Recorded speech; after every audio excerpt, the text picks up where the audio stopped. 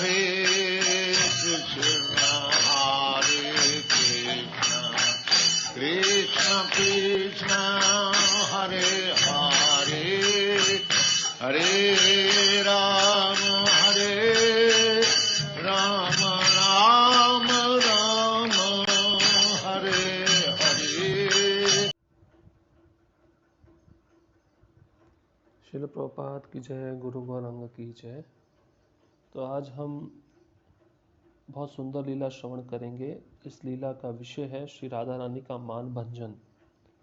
किस प्रकार से राधा रानी का मान भंजन किया गया। एक दिन श्री कृष्ण ने राधा रानी को संकेत में मिलने के लिए संदेश भिजवाए, किंतु संकेत जाने वाले रास्ते में कृष्ण को चंद्रावली की सहचरी सखी पद्मा मिल गई। पद्मा सखी आनंद में विभोर होकर कृष्ण के सामने आ गई और उनका रास्ता रोक दी। पद्मा बोली, कृष्ण तुम बहुत निष्ठुर हो। हम सब मिलकर सब जगह तुमको खोज खोज कर बिल्कुल थक गई हैं, फिर भी हम तुम्हें नहीं ढूंढ पाई। अपने प्रिय सखी चंद्रावली के विषय में आपसे क्या बताऊं, उसके दुख से तो पत्थर भी पिघल जाते हैं। हे विदग्ध नागर, कृपा करके कम से कम एक बार चंद्रावली के साथ मिलकर उसके प्राणों की रक्षा करो। यदि तुम कहते हो कि अभी तुम्हारे पास समय नहीं है तो मैं तुम्हें एक भी कदम आगे नहीं जाने दूंगी। चतुर शिरोमणि गोविंद विचार किए, यदि मैं कहता हूं कि मेरे पास समय नहीं है तो पद्मा मुझे आसानी से जाने नहीं देगी। वह मुस्कुराकर पद्मा से बोले, हे पद्मे, मैं देवी चंद्रावली के रूप के प्रति बहुत आसक्त हूँ। इस त्रिभुवन में चंद्रावली जैसा प्रिय मेरा कोई नहीं है। उसका नाम सुनने मात्र से मेरा हृदय रोने लगता है। मैं उस चंद्रावली को कब देख पाऊंगा। पद्मे, मैं अवश्य अब तुम्हारे साथ चलूंगा, किंतु अभी मुझे महाराज वृषभानु निमंत्रण भेजे हैं। उस राजकीय निमंत्रण का सम्मान करने वहां मुझे जाना पड़ेगा। इसलिए इस समय मैं बहुत बड़ी समस्या में पड़ा हूँ। केवल इतना ही नहीं, आज सुबह से ही महाराज का सेवक मुझे बुलाने के लिए कई बार हमारे घर आया। इसलिए इस समय मुझे छोड़ दो, जिससे सुबल के साथ उस नियोजित आयोजन में भाग ले लूं। बाद में मैं लौटकर तुम्हारी प्रिय सखी चंद्रावली से मिलूंगा। कृपा करके मेरी मिलने की व्याकुलता व उत्सुकता बताकर उसे शांत करो। इस प्रकार अपने विनम्र वाक्यों से कृष्ण पद्मा को प्रसन्न करके उससे विदा लेकर जाने के लिए तैयार हुए। ठीक उसी समय अपने सभी सखियों के साथ चंद्रावली वहां पहुंच गई। वह उन्हें कुंज में ले गई। वहां वे चंद्रावली के साथ अनेकों लीलाओं में व्यस्त हो गए। कन्हैया के दोनों हाथ अपने हाथों में लेकर चंद्रावली उनसे बोली, हे नंदनंदन, मैं अपना सब काम छोड़कर केवल तुम्हारे दर्शन के लिए इस वृंदावन में सर्वत्र भटक रही हूँ।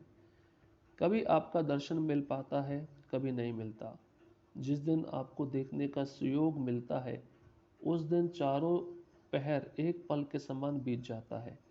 मैं तो केवल आपके प्रेम के कारण जी रही हूँ। चतुर कृष्ण चंद्रावली से मधुर स्वर में बोले, हे प्राण प्रिय, तुमसे बोलने के लिए मेरे पास कोई शब्द नहीं है। पद्मा से पूछ लो, वह तुम्हें तुम्हारे प्रति मेरी व्याकुलता के बारे में बताएगी। मैं संपूर्ण वृंदावन में तुमको ढूंढता रहता हूँ, और यदि कोई एक बार भी चंद्रा उच्चारण कर दे तो तत्काल मैं अपना धैर्य खो देता हूँ। यहाँ तक कि यदि आकाश में चंद्रमा को देखता हूँ तो तुम्हारा स्मरण होने लगता है। हमारी सभी इंद्रियां तुम्हारे शरीर का संग पाने के लिए व्याकुल रहती हैं। प्रिय, मैं तुम्हारे सामने अपने मन का सारा रहस्य प्रकट कर दिया। जब श्री कृष्ण व चंद्रावली इस प्रकार बातें कर रहे थे, तब श्री राधा की सारिका एक निकटवर्ती वृक्ष के शाखा पर बैठकर सब बातें सुन रही थी। सारिका उसी समय उड़कर राधा रानी की सखियों के पास गई एवं अद्योपांत जो कुछ सुनी थी उसे उन्हें सुना दी। श्री कृष्ण चंद्रावली के कुंज में उससे मिलने गए हैं, यह सुनकर ललिता बहुत क्रोधित हो गई। वह अन्य सखियों से बोली, तुम सब गोवर्धन मल्ल चंद्रावली के पति के घर जाओ और उसे यह सब बताओ। उसे अपनी पत्नी को कमरे के अंदर बंद करके रखना चाहिए। तब सखियां चंद्रावली की सास करला के घर गई। वह ये सब सुनकर बहुत क्रोधित हो गई और उसी मानसिकता में चंद्रावली के कुंज की ओर चल दी। पद्मा कुछ दूर से ही उस वृद्धा को आते हुए देखकर बहुत भयभीत हो गई। तब पद्मा कुंज में जाकर चंद्रावली से उसके सास के आगमन की सूचना दी। चंद्रावली भय के मारे बेहोश हो गई। अत्यंत प्रीतिपूर्ण स्वर में श्री कृष्ण उससे बोले, डरने की कोई बात नहीं है, मैं तुम्हारी रक्षा के लिए यहाँ हूं ना।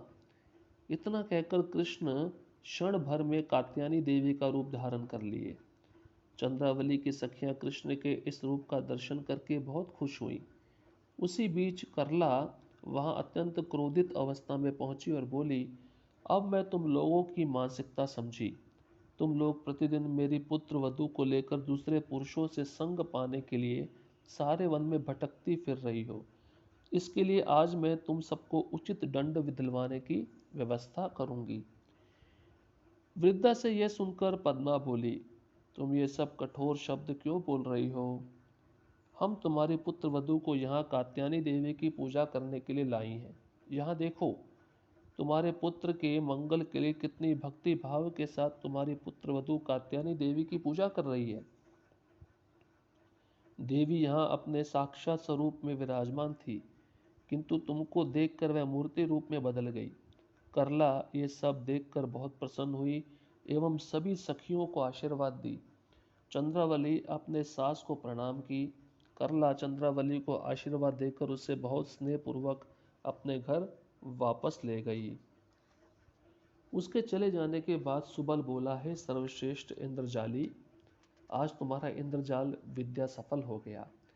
कृष्ण हंसे और सुबल के साथ राधा रानी के कुंज की तरफ चले। दूर से राधा रानी कृष्ण को आते हुए देखकर अपना मुंह फेर ली। गंभीर विषाद से उनका चित्त भरा हुआ था। ललिता कृष्ण से बोली, तुम शठ हो। तुम सर्वदा दूसरों के पत्नियों के साथ विभिन्न कुंजों में आनंद लेते रहते हो। यहाँ एक कदम भी आगे मत आना। यदि तुम अपना प्राण रक्षा करना चाहते हो तो पुनः उसी के पास जाओ जिनके साथ अब तक आनंदित रहे। यहाँ की आशा छोड़ दो। ललिता के मुख से ऐसी बातें सुनकर कृष्ण अवरुद्ध स्वर में बोले, ललिते, मुझे निर्दोष होने पर भी तुम मुझ पर इतना क्रोध क्यों कर रही हो? मैं राधा रानी के बिना एक पल भी जीवित नहीं रह सकता हूँ। यह मेरे प्राणेश्वरी है।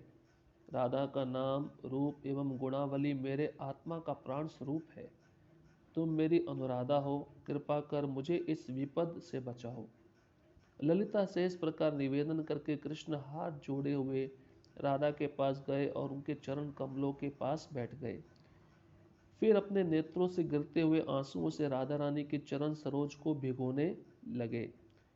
श्री कृष्ण कातर स्वर में राधा रानी से अनुनय विनय करने लगे, हे राधा रानी, कृपया मेरी रक्षा करो, मेरी रक्षा करो। मानिनी राधा उनकी ओर एक बार भी नहीं देखी। अंत में निराश व दुखी होकर कृष्ण कुंज से निकल गए। कृष्ण की उस दयनीय अवस्था को देखकर विशाखा स्वयं पर संयत नहीं रख पाई। उसने कहा, हे राधे, कृष्ण के प्रति तुम्हारा इस प्रकार क्रोध प्रदर्शन करना उचित नहीं है। तुम भली भांति जानती हो कि श्री कृष्ण स्वाभाविक रूप से दुष्ट व लंपट है। यह सब जानकर भी तुम उनकी भलाई की, उसके प्रति प्रेम विकसित की। अब तुम्हारे पास कोई और रास्ता नहीं है। किंतु क्या तुम जानती हो राधे, वह तुम्हारे प्रति कितना आसक्त है? वह तुम्हारे बिना एक क्षण भी नहीं रह सकता है। कृपया मेरी बात मानिए, अपना क्रोध त्याग दीजिए। अभिमान भाराक्रांता राधा रानी जब विशाखा से ये सब बातें सुनी तब और अधिक क्रोधित होकर विशाखा से बोली, विशाखे, तुम किस प्रकार की मेरी प्रधाना सखी हो? तुम इस दुष्ट कृष्ण को क्षमा कर देने के लिए बार बार मुझसे विनती कर रही हो? फिर विशाखा कृष्ण के पास जाकर उनको राधा रानी के तीव्र क्रोध के विषय में जानकारी दी। कृष्ण ने विशाखा से कहा, यदि राधा रानी मुझसे प्रसन्न नहीं है तो मैं अपना प्राण त्याग दूंगा। विशाखा श्री कृष्ण के कष्ट व मानसिकता को समझ रही थी। वह कहने लगी, नंद नंदन, राधा रानी को प्रसन्न करने का एकमात्र तरीका उनसे मिलना ही है। विशाखा से ऐसा सुनकर कृष्ण ने उत्सुकता से पूछा, कृपया मुझे बताओ, मैं राधा रानी को कैसे मिल सकता हूँ? विशाखा ने उत्तर दिया, आप अपने हाथ में वीणा लिए हुए श्यामा सखी के रूप में आइए। मैं आपकी महिमा का गुणगान करूंगी और तुमसे वीणा बजाने के लिए कहूंगी। तब तुम मधुर स्वर में वीणा बजाकर अपने कला से राधा रानी को रिझाना। मुझे विश्वास है राधा रानी अवश्य आप पर प्रसन्न हो जाएगी। इसके बाद श्री कृष्ण एक गायिका का वेश बनाकर वीणा बजाते हुए राधा रानी व उनके सखियों के स्थान में गए। राधा रानी पूछी, ये गायिका कौन है? विशाखा बोली, ये श्यामा सखी है। इसकी पेशा वीणा बजाना है। आपके महान गुणावली को सुनकर ये यहाँ आई है। श्री राधा रानी ने श्यामा सखी को वीणा बजाने का आदेश दिया। समस्त संगीतकारों के गुरु कृष्ण अपने सुमधुर सुध्रास्रावाणी झंकार के साथ वीणा बजाना शुरू किए। वीणा के मधुर स्वर झंकार से चतुर्दिक अनुरंजित होने लगा। उस मधुरिमामय स्वर का श्रवण करके राधा रानी आनंद में विभोर हो गई। तुरंत श्यामा सखी रूपी कृष्ण को गले से लगा ली। कृष्ण भी उनका आलिंगन किए एवं श्री राधा रानी के बिंबाधार का चुंबन कर लिए। यह देखकर सभी सखियां जय ध्वनि करने लगी, जय हो जय हो। श्री राधा रानी कृष्ण के आलिंगन व चुंबन से उन्हें पहचान गई। इस प्रकार उनका मान अंतर्हित हो गया।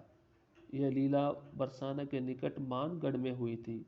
इसी लीला के कारण उस पर्वत को मानगढ़ कहा जाता है। तो यहाँ पर हम देख सकते हैं कि लीला कितनी सुंदर है। ये लीला जहाँ संपन्न हुई वह स्थान मानगढ़ कहलाता है और ये बरसाना से बहुत निकट है। तो किस प्रकार राधा रानी रूठ गई थी, उनको मनाने के लिए कृष्ण श्यामा सखी का रूप धारण किए और राधा रानी के समक्ष वीणा बजाए। अपने सुमधुर गान से, अपने स्वरों से राधा रानी को प्रसन्न करके उन्होंने राधा रानी को मना लिया और उनकी कृपा प्राप्त की। तो ये लीला बहुत दिव्य है। मैं पुनः पुनः कहता रहता हूँ और ये कहना भी ज़रूरी है कि ये साधारण स्त्री पुरुष के समान कोई इस संसार का भौतिक कार्य नहीं है।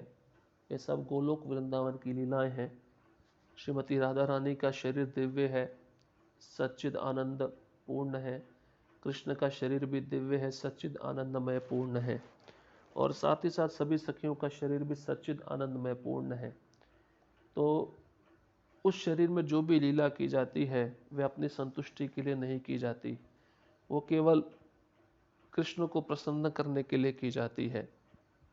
और राधा रानी का तत्व आप जानते ही हैं, वह स्वयं श्री कृष्ण की आह्लादनी शक्ति है। श्रीमती कृष्ण के दिव्य शरीर से वह प्रकट हुई है और उसका कार्य ही है कृष्ण को आनंद प्रदान करना। तो अगर आलिंगन किया, चुंबन किया, वो इस संसार के आलिंगन और चुंबन के समान नहीं है। वो शरीर दिव्य है, इस दिव्य शरीर में किसी भी प्रकार का रोग नहीं है। वो पूरा ब्लिस से भरा है, आनंद से भरा हुआ शरीर है। उस शरीर में केवल आनंद की लीलाएं होती हैं और ना कोई जन्म है, ना मृत्यु है, ना बुढ़ापा है, ना बीमारी है। तो हम समझ सकते हैं शरीर कितना दिव्य होगा, कितना सुगंधमय होगा। इसलिए गोपियाँ अपने शरीर को सजाती थी केवल कृष्ण को प्रसन्न करने के लिए। राधा रानी सजाती थी केवल कृष्ण को प्रसन्न करने के लिए। तो ये जो भौतिक जगत है, आध्यात्मिक जगत का प्रतिबिंब है, परछाई है। तो परछाई में भी वही कार्य होते हैं, परंतु वह सच्चाई नहीं होती। सच्चाई जो है वो केवल गोलोक वृंदावन में है। श्रील प्रभुपाद की जय। गुरु गौरांग की जय।